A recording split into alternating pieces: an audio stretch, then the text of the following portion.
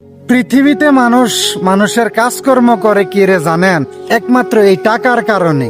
তো 30 দিন যখন চাকরি করি, 30 দিন পরে যখন স্যালারি দেওয়ার সময় হয় না, তখন মনে করেন যে কফিলের চৈদ্য শুরু হয়ে দেখে। তা আমার কফিল বেতন পায় 26 তারিখে, 26 তারিখের থেকে আজকে 2 তারিখ পর্যন্ত মনে হয় 100 ফোন দিছি। প্রত্যেক দিন শুধু উনি ইনশাল্লাহ দিতেছি, আইতেছি, সবুর কর। তো আজকে আসরের সময় আইয়া আমার টাকা দিছে, এই যে দেখেন 200 টাকা, 1500 টাকা বেতনের টাকা 200 টাকা দিয়া বলতেছে এগুলা দিয়া খাবার খা, আর বাকি টাকাটা 2-3 দিন পরে দিতেছি।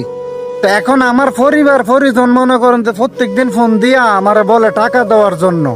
তো যখন বলি যে এখনো বেতন পাই নাই, তখন মনে করেন যে অনেক নানান ধরনের কথাবার্তা শোনা লাগে। তো মনে করেন না যে 47,000 টাকা আমার মাসে কিস্তি আছে, বুঝছেন? তো খাই বা না খাই বা মইরা যাই, এটা কিস্তিওয়ালার দেহার বিষয় না, তাদের কিস্তি দেওয়া লাগে। তো এখন পরিজনরা তো আর বুঝাইতাম পারতাছি না যে বেতন ঠিকঠাক মতো পাইতেছি না, বা কফিলে বেতন ঠিকঠাক মতো দিতেছে না। তো এখন মনে করেন যে মনের দুঃখে আছে না, আপনাদের কাছে আমার এই ক্যামেরাটার মাধ্যমে আপনাদের কাছে শেয়ার করতেছি।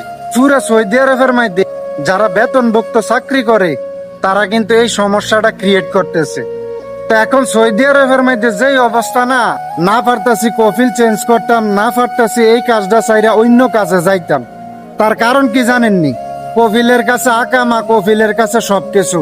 মানে আপনি চাইলে নিজের মন মতো কিছু করতেন পারতেন না, যতক্ষণ আপনার কফিল আপনার মালিক না দিব।